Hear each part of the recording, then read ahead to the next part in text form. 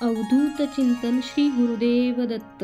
या दत्त जयंतीला आपल्या सर्वांच्या सर्व इच्छा पूर्ण होत हीच दत्तचरणी प्रार्थना। आपल्या यूट्यूब चॅनेलमध्ये आपल्या सर्वांचे खूप स्वागत आहे।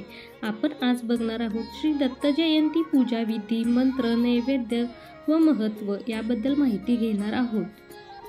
मार्गशीर्ष पौर्णिमेच्या दिवशी मृग नक्षत्रावर सायंकाळी दत्त महाराजांचा जन्म झाला, म्हणून त्या दिवशी भगवान दत्तांचा जन्मोत्सव सर्वत्र साजरा करतात।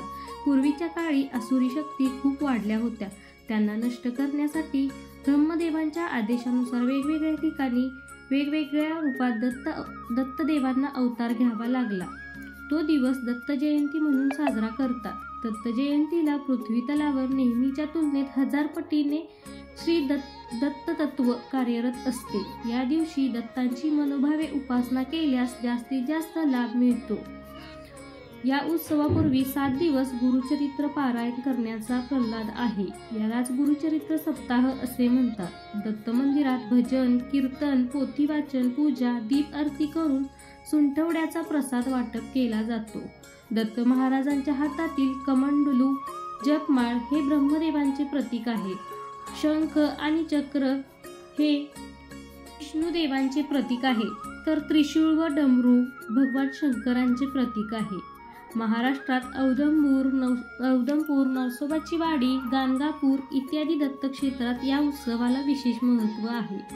दत्तात्रयांमध्ये गुरु आणि देवता यांचा मिलाप असल्यामुळे त्यांना गुरुदेव दत्त म्हणून संबोधले जाते।